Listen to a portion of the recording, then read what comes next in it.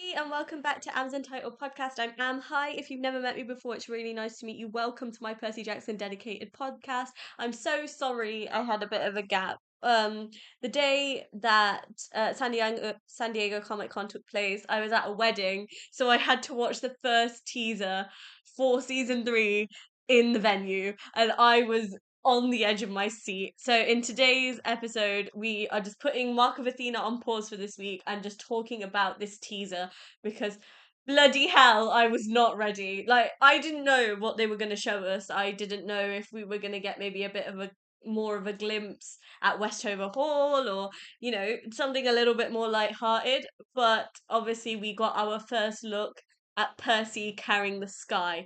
Oh my god, I was not prepared for this. I've taken notes. It is literally only, I think, a 30-second trailer, but wow, I was shocked. Like even now, that I've just rewatched it again now just to keep things fresh in my mind. But okay, let's talk about it because yeah, let's talk about it.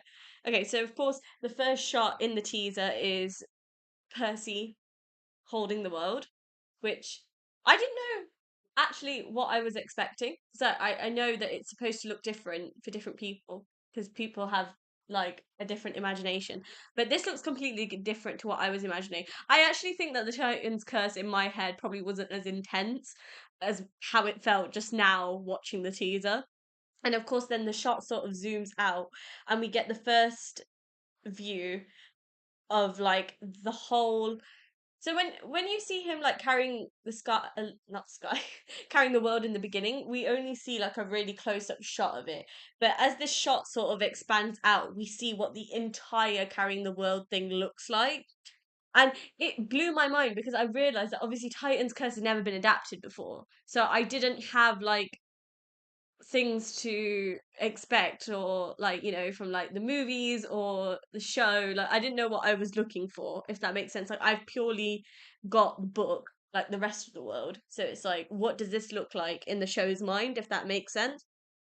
The CGI and the visual effects, particularly for this scene, are absolutely stunning. I love the attention to detail, which is like the bottom of the world is made from like this really refined like stone with this beautiful like bright yellow light that shines through the cracks, and this idea of like light shining through the darkness, if that makes sense. And it was just so beautiful. And then the further up that you look, the top half of the world is covered in these like dark gray clouds, which is symbolizing like this kind of 50-50 battle that's going on at the minute between the gods and the titans. And I think the dark clouds are a really good representation of the evil that will come with Kronos' reign if he wins this war. And it was just honestly like I still can't quite like get my head around it now when I look at it. I've seen this teaser a few times and it still shocks me and my jaw is still on the floor because obviously like I said, I didn't know what to expect. Like I didn't know how dark they were going to take this, and it feels like they are heading for darkness, which I quite like. I like that we're getting more mature. I like that this is growing with the audience. And yeah, it was just I don't know. I don't know how to describe it. It was just bloody mental is all I could think of. And then we hear the sort of voiceover of Percy, and he's talking about how it was his choice to take on the Titan's curse, and he understood the risk of doing what he did. And he mentions this idea, and he says this again and again, and he says like, if I need to sacrifice myself for the world and for my friends to be safe, then was it really a choice at all? And it's this rhetorical question that sits in a lot of fans' minds. And that rhetorical question really stuck with me. It really shows who Percy is. And it really highlights on this fatal flaw. And like we as an audience, like from the beginning of the seasons with the show, have been like told that about like Percy's fatal flaw being personal loyalty, and it's a reoccurring theme that has been present through the last two seasons, so it's not really shocking.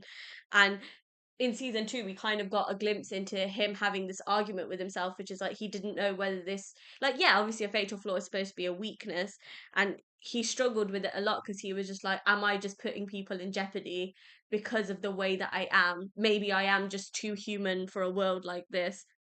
And I'm glad, like, in season three, he's matured so much in the sense that he understands that he is stronger because of this, and like he's accepting that this is a flaw that he has, but he can use this to his advantage. So as much as it is a weakness, it is also a strength as well. And I really see a lot of that in this teaser. And I think I'm going to see a lot of that in season three as well. So it will definitely be something I keep talking about. But it was just, I could not believe how big Walker looks. Like, I've seen, like, recently I've come across a few pictures of him from season one, and I see him now. And I can't believe my eyes. It's like a whole different person. I think this season is Percy becoming a man. And I was not prepared for that at all. He seemed a lot more grown up in season two, but I don't know. Just looking at this season, I'm like, whoa, this is crazy. And then the worst part was like, as the teaser was going on, the screen went blank, and immediately, like, my heart dropped to the pit of my stomach. I was like, oh god, I don't know what's coming next. Like I was saying, like I knew something big was about to kick off, but I didn't know what it was. And like Scream sort of lit up again, and I knew that the next frame was going to be intense. Like I was kind of prepared, but I don't think I was prepared enough. And it was just Percy screaming as he's like being crushed by this weight of the world, and he's got blood dripping down his nose, and I was just like, what is going on? I was like, all the time it's the nose. Like last season, like episode 8 was really hard for me to watch. Like watching Percy get beat up was like the worst thing ever. And it was like he was bleeding again, and I was just like, oh my god. I was like, I know that the action this season is going to be better. I know it's going to be bigger. I know the stakes are higher. But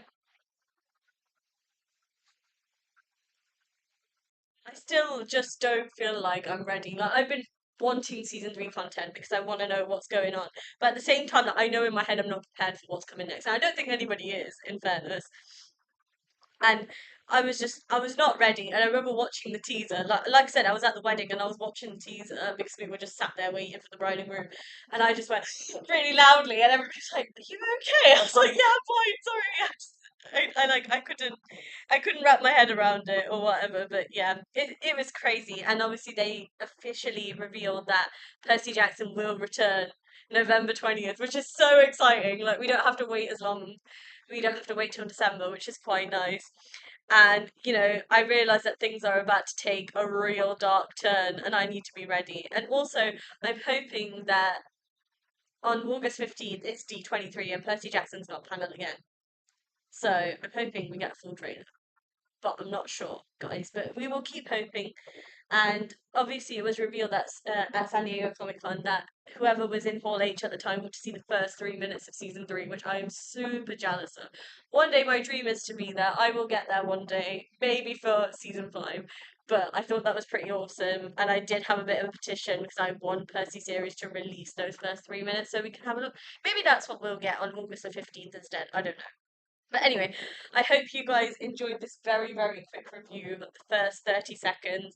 And I hopefully by this time next month we'll have a trailer of the first 3 minutes, so it's extra stuff to talk about. I'm sorry if today's episode wasn't what you guys were expecting. We will be back to the Mark of Athena book from next week, but I just wanted to quickly pop in and talk about this because it was too exciting and I couldn't keep it to myself.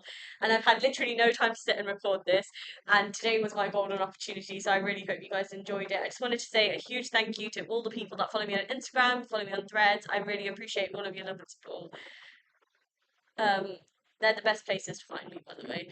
If you ever need to get in contact with me ASAP, I would recommend my Instagram DMs and my emails. Easiest way to get in contact with me. Subscribe to my YouTube channel, both, and follow me on Spotify, both at Aamsuntitledpodcast. And I will be speaking to you guys sometime next week.